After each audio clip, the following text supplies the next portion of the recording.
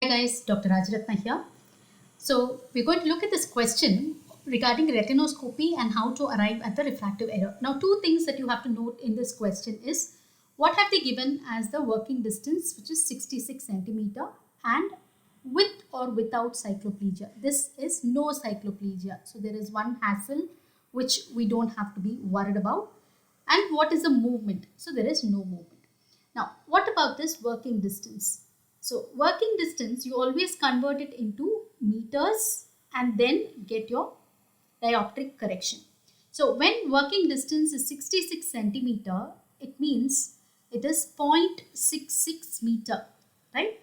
Which is 2/3 of a meter. Let's keep it in this form.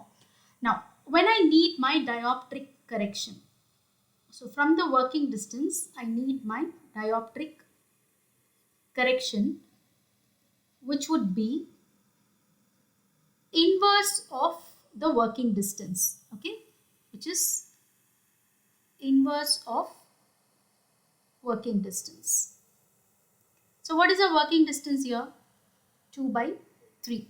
So inverse is going to be 3/2, which is 1.5 diopter.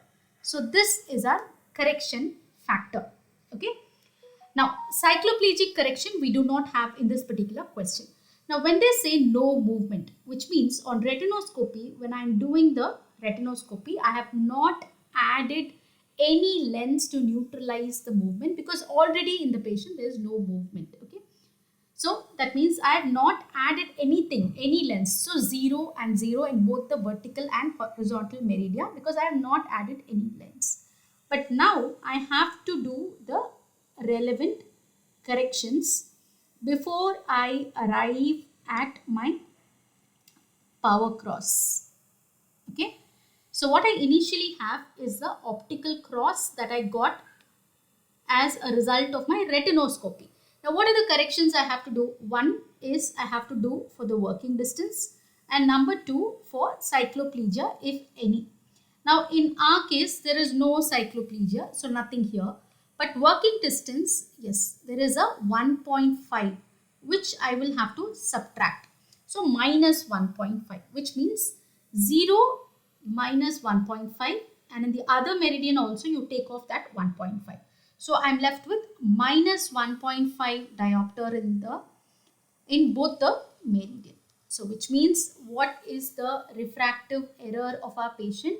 Refractive error of our patient is the same in both meridian, which means it's a spherical refractive error.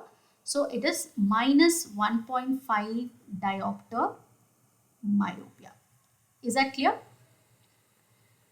Now suppose we have any kind of cycloplegia. So accordingly we'll have to do the cycloplegic correction, which I will discuss in another question. Is this clear, bache? So no movement means you do not add any lens. So in the optical cross you will write 0 and 0 depending on which meridia they've given. So here there is no movement in both the axes. So 0 and 0 in both vertical and horizontal, and you do the correction in again both the axes. Is that clear?